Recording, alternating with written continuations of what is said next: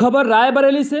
Blind murder case का 36 घंटे के अंदर अनावरण लूट के इरादे से बुजुर्ग महिला की घर में घुसकर हत्या करने वाले 2 हत्यारोपी आला कत्ल सहित गिरफ्तार।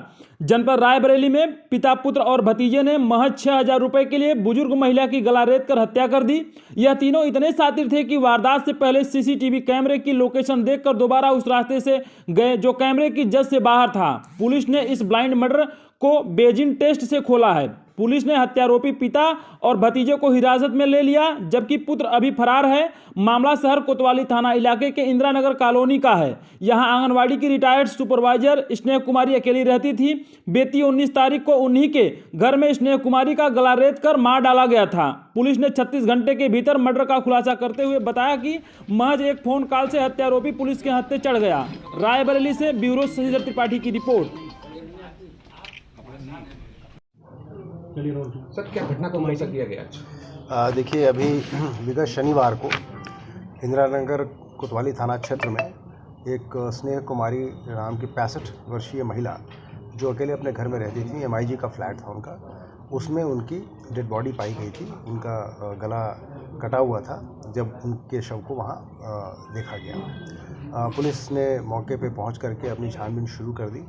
मुकदमा लिख करके उसमें कार्रवाई की कि उनका जो इकलौता बेटा नोएडा में रहता है उनको भी सूचित किया गया, उनके घर वालों को भी बताया गया। शुरुआत में घटना का मोटिव क्लियर नहीं हो रहा था, वहाँ कुछ सामान फैला हुआ था, लेकिन उससे घटना का मोटिव क्लियर नहीं हो पा रहा था। पुलिस ने तमाम पहलुओं पर जांच पड़ताल की और अंततोगत्वा इसमें घटना को अनरावल करते हुए उसके रहस्य उद्घाटन के बाद इसमें 2 व्यक्तियों को गिरफ्तार किया गया है, जिनसे घटना की पूरी जानकारी मिली है। दोनों व्यक्तियों के नाम हैं, एक तो राजा रामपाल है और दूसरा संदीप।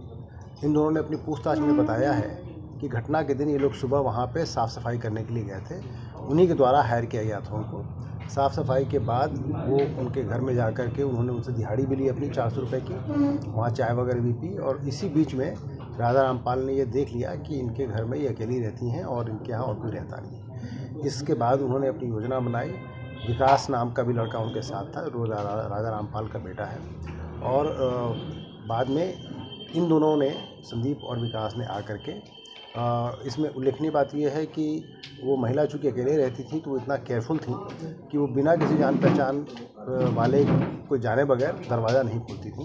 लेकिन चूँकि ये दोनों सुबह ही उनके यहाँ से गए थे, दोबारा जब वो गए इस घटना के इरादे से उनके यहाँ, तो उनकी आवाज़ सुन करके उन्होंने दरवाज़ा खोल दिया और जैसे ही दरवाज़ा खुला ये लोग उनको धक्का दे के अंदर घुसे और गिरा दिया, जिससे वो थोड़ा अचेत हो गए।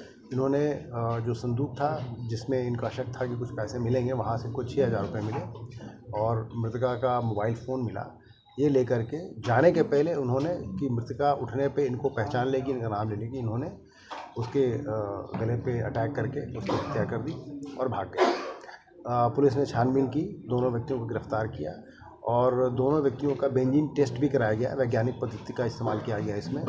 राजा रामपाल और संदीप दोनों के नेल से ब्लड के क्लॉट्स मिले हैं जो बेंजीन टेस्ट से कंफर्म हुए हैं। और विकास की पैंट, जीन्स की पैंट और एक पीली शर्ट भी बरामद हुई है जो उसने घटना के समय पहन रखी थी और घटना के बाद उसने अपने पिता से कह के धुलवा दी थी। उस पैंट पे भी बेंजीन, पैंट और शर्ट पे बेंजीन के स्पॉट्स मिले हैं जो ये कंफर्म करते हैं कि वो ब्लड स्टेन्स हैं। संदीप की निशानदेही पे मृतका के लिए जो चाकू प्रयोग किया गया था उसकी हत्या का, वो भी बरामद कर लिया गया है और कुछ पैसे भी बरामद हुए हैं। जो तीसरा अभियुक्त है विकास, उसकी तलाश के लिए टीमें लगा दी गई हैं जो उसको लगातार तलाश करी। वो जल्दी हमारी गिरफ्त में होगा और घटना के बारे में पकड़े व्यक्तियों से और भी पूछताछ की जाएगी। सर, ये आरोप बेकार हो गया भैया, ऊपर से खींच लो फोटो।